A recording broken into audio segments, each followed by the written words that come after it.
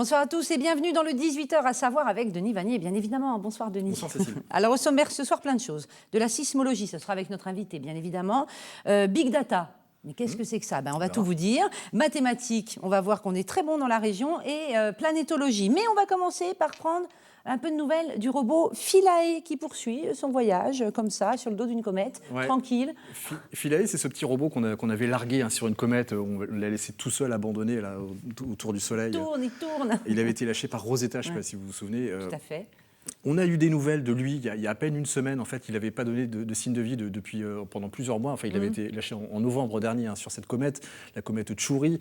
Il a redonné signe de vie donc le 13 juin. Alors pour l'instant, il n'envoie que des informations sur l'état de ses composants. On attend évidemment avec impatience ici à Nantes, parce que des chercheurs travaillent sur ce robot, qu'il donne davantage d'informations pour éventuellement lui donner des commandes et engager des recherches scientifiques directement sur la comète. Et parmi ces chercheurs qui attendent des signes de vie, il y a notamment Stéphane Lemoyne qui travaille sur toute la partie imagerie. Et qui est nantais. Et qui est nantais, et qu'on recevra d'ailleurs à la rentrée pour parler de cette mission. De Philae. De cette mission Philae. Et alors, ces chercheurs nantais, ça tombe bien, vont accueillir en septembre le plus grand congrès européen dédié entièrement à la planétologie. Et ce sera du 28 septembre au 4 octobre. On attend plus de 800 chercheurs européens, les plus pointus dans ce domaine. Quand on parle de planétologie, c'est évidemment les planètes externes. Il ne s'agit pas forcément de la Terre, mais de Mars, de Vénus, enfin bref, de toutes les planètes du système solaire et au-delà, les exoplanètes. Pour le grand public, il y aura une exposition gratuite à la Cité des Congrès, les voyages planétaires. En fait, cette exposition, on la connaît déjà. Il l'avait organisée en 2011. Elle a accueilli plus de 14 000 personnes. C'était un événement à l'époque. Ce sera sans doute encore un événement en septembre prochain. On risque d'y être, d'ailleurs, parce que c'est... il va falloir qu'on y réfléchisse très sérieusement, Denis. Du 28 septembre au 4 octobre, pensez à ces dates-là. Les mathématiques, c'est aussi une spécialité régionale. Et la région pourra même devenir un pôle d'excellence. C'est en tout cas ce que souhaite l'Université de Nantes, mais aussi l'Université d'Angers et Rennes, qui souhaitent créer un centre de mathématiques du Grand Ouest. Il pourrait voir le jour à l'horizon 2020 et développer des collaborations avec les entreprises, mais aussi former des étudiants par rapport à des enjeux beaucoup plus actuels, comme notamment le Big Data. Tiens. Le Big Data, quelle liaison, quelle transition, Denis. Puisque le Big Data, vous allez le découvrir, est au cœur de notre rubrique Une question à un chercheur en partenariat avec l'Université de Nantes. On commence par la question. Bonjour, je m'appelle Caroline et je voulais savoir ce qu'étaient les Big Data et à quoi ça servait. Julien Blanchard, il est maître de conférences en informatique à Polytech Nantes. Les big data, ce sont les données volumineuses, très volumineuses, qu'on va rencontrer dans les systèmes d'information aujourd'hui et sur Internet. Donc on peut dire que ce sont des données trop volumineuses en fait, donc des données qui vont être embêtantes à traiter. Alors dans le big data, on focalise beaucoup sur le volume. Bien sûr, mais en fait, ce n'est pas le seul problème. La définition classique du big data, elle reprend ce qu'on appelle la définition des 3 V, donc le volume, mais aussi la variété et la vélocité. Les big data sont des données qui sont véloces, c'est-à-dire qu'elles changent très rapidement et ça oblige à les acquérir rapidement et puis également à les traiter rapidement. On peut penser par exemple à Twitter, où sur Twitter on a des sujets de conversation qui apparaissent et qui grandissent très rapidement et qui se propagent très rapidement sur le réseau. Donc avant, l'analyse des données, ça intéressait surtout les statisticiens, certains informaticiens, certains chercheurs. Aujourd'hui, l'analyse de données et la science des données se retrouvent vraiment sous le feu des projecteurs. Et on peut lire régulièrement que analyser les données permet de comprendre des phénomènes, ça permet de modéliser des comportements. Donc, par exemple, on peut penser, pour une entreprise, c'est très précieux de modéliser le comportement de ses clients. Ça permet aussi de faire de la prédiction, donc ce qu'on appelle l'analyse prédictive. Il y a des hôpitaux, par exemple, qui, à l'aide des big data, arrivent à prédire des infections mortelles, donc de manière beaucoup plus efficace qu'avec les anciens systèmes. On peut dire qu'il y a une sorte de prise de conscience collective de la richesse que peuvent contenir les données et de l'importance de valoriser les données. Vous pouvez retrouver Julien Blanchard pour redécouvrir sa réponse sur les big data sur le site de l'université webtv.unif-nantes.fr. Ça s'est inscrit, c'est très pratique. Nous accueillons notre invité Antoine Moquet. Bonjour. Bonjour. Bonjour Antoine Moquet, avec vous, on va parler de séisme, ça tombe bien parce que vous êtes sismologue au laboratoire de planétologie et de géodynamique de Nantes. Décidément, on en parle beaucoup du LPG Nantes. Oui, ça fait plaisir. Dans cette émission. Voilà, vous avez des missions très variées, et notamment celle de surveiller les moindres secousses de la Terre. On s'est posé la question de savoir, mais finalement, les séismes, c'est pas forcément notre quotidien à nous. On n'est pas en Haïti, on n'est pas dans l'arc antillais, on n'est pas au Népal. Et pourtant, on va le voir sur cette carte qui recense tous les événements sismiques, y compris les plus faibles, enregistrés depuis 30 ans. Et bien finalement, ça crépite de partout, hein, ça grouille de partout. Oui, en fait, on a des séismes partout en France. Il y a uniquement vers Paris et Bordeaux, dans le bassin parisien et aquitain, où il n'y a pratiquement rien. Mais autrement, partout en France, oui, il y a vraiment beaucoup de séismes. Alors, ma première question est très naïve, excusez-moi, je suis là pour ça. Un séisme, c'est quoi? Parce que Denis l'a dit, si vous avez cité des lieux où on a entendu parler de séismes terrifiants, absolument terrifiants. Mais le séisme, c'est quoi? En fait, c'est lorsque vous avez un petit mouvement qui veut se faire sur des roches en profondeur. Les roches vont réussir à résister jusqu'à un certain point, jusqu'au moment où elles vont bouger et ça va faire un mouvement qui va se propager de proche en proche. Mais ça peut bouger que très peu. Ah oui, les petits séismes qu'on a dans la région, ils vont bouger ça va être un mouvement de 1 mm à 1 cm maximum. Et quand ça craque, hein, c'est quand ça force un petit peu sur les roches que ça crée une secousse qui se répand. Alors différemment selon les roches aussi, selon les terres, selon les terrains. Oui, ouais. C'est-à-dire que si vous avez une roche comme du granit où on est habitué dans la région, ça va être un mouvement très rapide, une vibration. Si vous avez un terrain très mou avec beaucoup d'eau, à ce moment-là, ça va être beaucoup plus lent mais plus grand. Alors, ce qu'on a vu sur la carte tout à l'heure, c'est tous les événements sismiques, mais ceux qu'on est capable de ressentir, c'est généralement en magnitude. Hein, disons un magnitude 4, si vous êtes à 2 km de là où ça s'est passé, vous allez le sentir. Et là, en France, il y en a quoi, une quinzaine, une vingtaine tous les ans à peine? Ah, des magnitudes 4, si, il y en a beaucoup. Alors en France, je ne vous dirais pas exactement, mais disons que par chez nous, on va dire. C'est-à-dire un peu plus largement. Dans le Grand Ouest, voilà, dans le Grand Ouest, on en a un magnitude 4, c'est 1 tous les 3-4 ans. Mais ce n'est pas forcément de dégâts, hein, on a bien compris. On ressent légèrement qu'il se passe un truc. Oui, d'autant qu'ils ont lieu entre 10 et 20 km de profondeur sous nos pieds. Ouais. On voit d'ailleurs sur cette carte hein, les mêmes données hein, que celles qu'on a vues à l'échelle de la France, mais cette fois pour le Grand Ouest. Les points rouges correspondent à des événements sismiques de magnitude supérieure à 3,5, donc on pourrait être capable de ressentir. Finalement, il y en a assez peu, hein, une trentaine d'années. Oui, c'est ça, tous les 4 ans, on va dire. Le dernier, on a eu Vannes, là, au mois de novembre, qui était assez... Voilà, de cet ordre-là.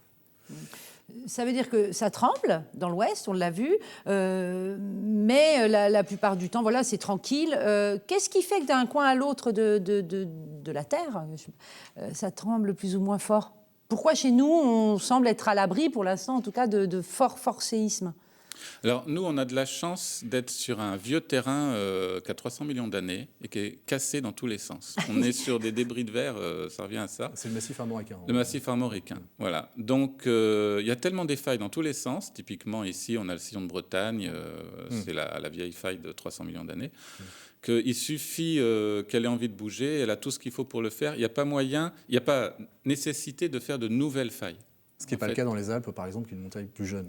Alors, dans les Alpes, c'est plus jeune, et puis on a la poussée de l'Italie qui continue. Ouais. Et nous, on est beaucoup plus éloignés de ces limites de plaques. Nous, on subit, on va dire, un petit peu la remontée de l'Afrique sur l'Espagne. D'accord. Mais on est quand même à près de 1000 km de là, donc c'est assez atténué. On parlait de magnitude tout à l'heure. Alors, par comparaison, le séisme d'Haïti en 2010, c'était une magnitude d'environ 7,5 sur l'échelle de Richter, c'est bien ça? Oui. Alors, on confond souvent magnitude, intensité. Alors, par exemple, en Haïti, on a eu 250 000 victimes. Un événement sismique d'une telle magnitude, on a connu dans la région il y a très longtemps, et pourtant, ça n'a pas fait autant de dégâts. Alors, on n'a pas connu de magnitude 7 dans la région. On a connu un séisme qui a eu une intensité 7. C'était en 1799. Quelle est cette différence, cette nuance? Alors, je pense l'analogie la plus simple, c'est que vous prenez une ampoule de 60 watts, vous la mettez au fond de la pièce à 10 mètres de là, vous allez avoir une intensité qui va être très faible. Vous prenez une ampoule de 25 watts, toute petite, mais vous la mettez proche de l'œil. vous allez avoir une intensité très forte. Alors, il se trouve que l'intensité et la magnitude, on les compte toutes les deux avec des nombres entre 1 et 10, 12. Oui, Donc d'où la c'est confusion. fait pour nous confusionner. Donc on a une confusion, mais typiquement, le séisme de 1799, ça devait être à magnitude 5, Alors, à on peu va près. préciser, en 1799, c'était dans le Pays de Ré, c'est ça? Voilà. Du côté de Machecou, Voilà, par là. ce qu'on appelle le Marais breton. Et c'était environ 900 à 1000 fois plus faible en énergie que Haïti. À l'époque, ça avait fait beaucoup de bruit parce que beaucoup de gens avaient écrit sur ce séisme. Oui. Ça avait fait quelques dégâts dans des habitations, ça avait même été ressenti jusqu'à Nantes. À l'époque, on n'avait pas d'instrument de mesure, on ne savait pas mesurer ce genre d'événement. Non, mais on a les témoignages, c'est un intérêt assez grand de tout ce qui est témoignage historique. Et typiquement, à la place du Bouffay, il y avait une cheminée qui était tombée, des choses comme ça. Pas grand-chose. Ouais. Et ça marquait les esprits. Mais ça marquait les esprits, donc ça a été répertorié. Donc Les historiens parlent au XIIe siècle d'un autre séisme qui, lui, aurait fait effondrer plusieurs bâtiments à Nantes, y compris provoquer des incendies.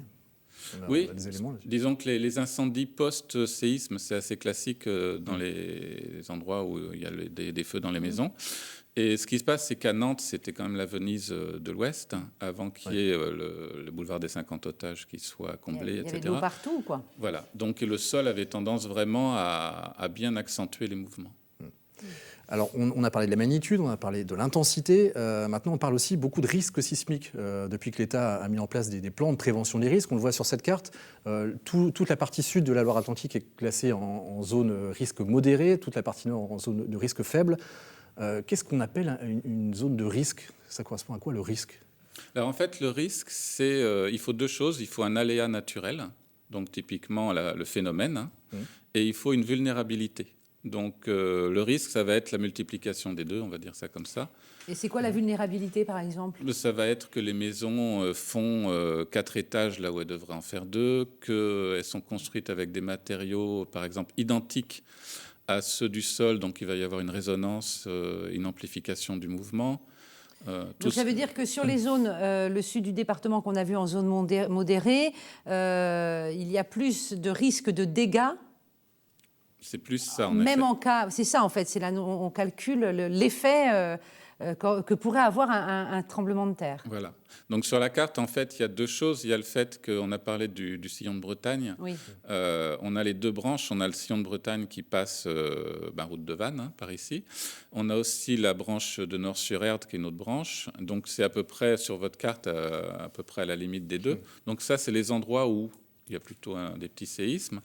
Et puis le fait que toute la zone orangée qu'on a vue, c'est là où justement les terrains sont aussi plus meubles et plus aptes à bouger, quoi. Oui, parce que les zones marécageuses transmettent davantage les ondes, vous me disiez tout à l'heure. Oui, elles ont tendance à amplifier le mouvement. Un même mouvement va être plus ressenti dans une eau marécageuse que dans une zone de granit. Alors le document qu'on a vu, ça intéresse surtout les assureurs et les gens qui font construire des maisons pour s'adapter aux normes. Vous vous intéressez plus à des données très précises. Comment vous faites, vous, ici à Nantes, par exemple, pour mesurer les tremblements de terre, les variations de...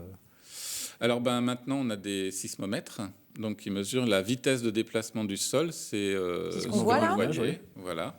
Donc vous avez un capteur qui est la boîte verte qu'on place en général entre 1 mètre et 10 mètres de profondeur si on peut faire un forage pour que ça soit bien en dehors de tout bruit anthropique, on va dire. Et puis la boîte rouge que vous voyez, c'est le numériseur qui va convertir toutes les données numériquement. Ça veut dire que ça, vous le faites par exemple en Loire-Atlantique de manière régulière sur des zones différentes. Ce sont des sondages que l'on pratique. Donc là, oui, il y a une grande campagne qui s'appelle Récif, où il y a beaucoup de gens du Réseau labo. sismologique français. Voilà. C'est noté là. Donc les deux personnes qui sont les plus en charge de ça au laboratoire, c'est Eric Buckler et Michael Bonin, qui passent leur temps sur le terrain à aller trouver des sites pour mettre les sismomètres, qui vont dans les communes, les collectivités territoriales, leur demander l'autorisation. Les sites en question, d'ailleurs, on va le voir à l'image, on a une carte qui indique les différents sites de mesure dont vous disposez aujourd'hui dans le Grand Ouest. Il y en a finalement assez peu. Au sein du réseau sismologique français, vous avez un autre objectif, c'est celui de 2020, on va le voir dans la carte suivante, c'est d'avoir 200 à terme en France, 200 points de mesure. Comment vous allez aboutir à un tel maillage? Eh bien, c'est principalement en écrivant toutes les collectivités. On essaye d'avoir, ça fait à peu près une station tous les 50 km. Et on essaye de contacter toutes les mairies possibles, ensuite de trouver le site. Il faut beaucoup se déplacer. Et puis trouver des endroits où... C'est vrai qu'on est un petit peu exigeant parce qu'on demande à être dans un endroit tranquille, mais à avoir l'électricité pour pouvoir brancher nos appareils. C'est pas toujours compatible, votre histoire, là. Voilà, d'où la difficulté. Tranquille, c'est-à-dire pas avoir de carrière à côté avec des camions qui passent. Le proche, il ne faut pas être près d'une voie express. J'ai vu sur le site du Récif un formulaire qu'on peut remplir et poser sa candidature pour accueillir un équipement chez soi. Alors c'est réaliste ça d'accueillir dans son jardin un équipement comme le vôtre? Alors, il y a deux solutions. Si c'est pour le site permanent Récif qui est pour avoir des stations pendant 20 ou 30 ans, c'est uniquement les mairies qui répondent. Parce que si un terrain se vend, on ne peut pas vendre un sismomètre avec. Par contre, il nous arrive, comme dans le cas du séisme de Vannes, dans les jours qui suivent un événement un petit peu important, d'aller mettre de façon temporaire pendant 15 jours, 3 semaines des sismomètres. Et dans ce cas-là, les particuliers sont les bienvenus pour accueillir un sismomètre. Vous prenez en compte les secousses du samedi soir ou non? Vous les éliminez d'emblée, ça? Voilà, ça, on sait les reconnaître. Vous êtes, on l'a dit, chercheur en sismologie. On a bien compris qu'ici, chez nous, l'activité était limitée en sismologie, c'est-à-dire que ça bougeait, mais pas tant que ça. Vous êtes amené à bouger beaucoup, à voyager, à aller voir ce qui se passe ailleurs, à travailler avec des chercheurs étrangers. Comment? Ah oui, disons que maintenant on en fait moins parce qu'on est très pris avec le réseau dans l'Ouest. Ouais. Mais il y a des campagnes régulièrement, par exemple dans l'Est africain ou en Grèce. Il y a des beaux pays à voir. Il y a des beaux pays à voir quand on travaille sur la sismologie. Merci beaucoup Antoine Moquet d'être venu nous rendre visite et nous expliquer votre spécialité. Merci Denis. Merci, à très bientôt.